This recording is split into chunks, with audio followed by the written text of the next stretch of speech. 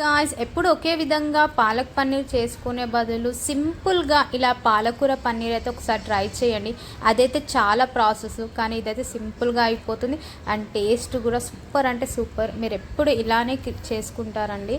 దీనికి నేను ముందుగా 6 పాలకూర కట్టెలు తీసుకొని సన్నగా కట్ చేసుకొని శుభ్రంగా కడుక్కున్నాను. అండ్ దీనిలో చిన్న సైజు ఆనియన్ కట్ చేసుకొని 5-6 పచ్చిమిర్చి కట్ చేసుకొని పెట్టుకున్నాను. అండ్ ఒక కరివేపాకు రెమ్మ కూడా. దీనికి నేను ప్యాన్ పెట్టుకొని 2-3 టీ స్పూన్ల ఆయిల్ వేసి, ఆయిల్ వేడెక్కాక ఇంకా అందులో కొంచెం జీలకర్ర అనేది యాడ్ చేస్తున్నా.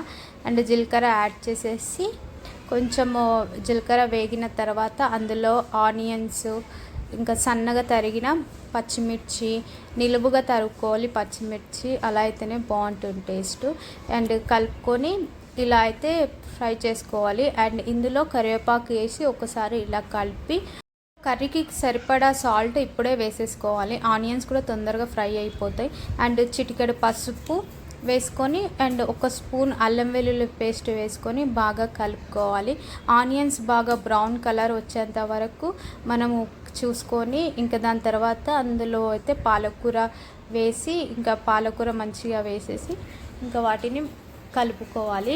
ఇలా కలుపుకొని కొంచెం వాటర్ అయితే పాలకూరలో ఉంటుంది, ఆ వాటర్ మొత్తం ఇంకిపోయేంత వరకు మనం మూత పెట్టేసుకొని ఇంకా కొంచెం సేపు మగ్గించాలి. ఇలా మూత తీసి చూసేసరికి వాటర్ మొత్తం కొంచెం ఇంకిపోయి ఉంటాయి. ఈ టైంలో మనము 1 టీ స్పూన్ కారం అనేది యాడ్ చేసుకోవాలి. కారం తక్కువ వేసుకోండి, ఎందుకంటే పచ్చిమిర్చి మనం వేసాం కాబట్టి. ఇలా కారం వేసి ఒకసారి కలుపుకొని 1 నిమిషం పాటు మూత పెట్టుకోవాలి. మూత పెట్టుకున్న తర్వాత తీసి చూస్తే ఇలా అయితే నాకు దగ్గరకు వచ్చేస్తుంది.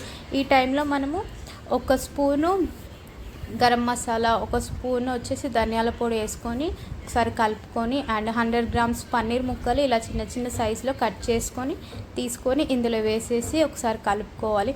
ఆ గ్రేవీ మొత్తం పన్నీర్కి బాగా పట్టేంత వరకు కలుపుకోవాలి. ఇలా కలుపుకొని అండ్ ఆ గ్రేవీ వచ్చేసి, ఆ వాటర్ వచ్చేసి పన్నీర్ అనేది పీల్చుకొని చాలా సాఫ్ట్ అంటే సాఫ్ట్గా ఉంటుంది. అండ్ 1 నిమిషం పాటు ఇలా మూత పెట్టాలి. మూత పెట్టి తీసేలోపు ఆయిల్ పైకి తేలి మంచిగా అయితే గ్రేవీ కర్రీ అయిపోతుంది అనమాట. ఇలా అయినాక కొంచెం కొత్తిమీర యాడ్ చేసి ఓన్లీ 1 మినిట్ వరకు అయితే మనం మూత పెట్టేసేయాలి. మూత పెట్టేసి ఒక 1 మినిట్ తర్వాత తీసి చూస్తే ఆయిల్ కొంచెం పైకి తేలి మంచిగా పన్నీర్ కూడా అందులో కలిసిపోయి మంచిగా రెడీ అయిపోతుందండి. ఇదైతే రైస్లోకి కానీ చపాతీలోకి కానీ సూపర్ అంటే సూపర్ టేస్టీగా ఉంటుంది. మీరు ఒక్కసారి ఈ స్టైల్లో అయితే ట్రై చేయండి. ఇలా ట్రై చేస్తే మీకైతే చాలా చాలా నచ్చుతుంది.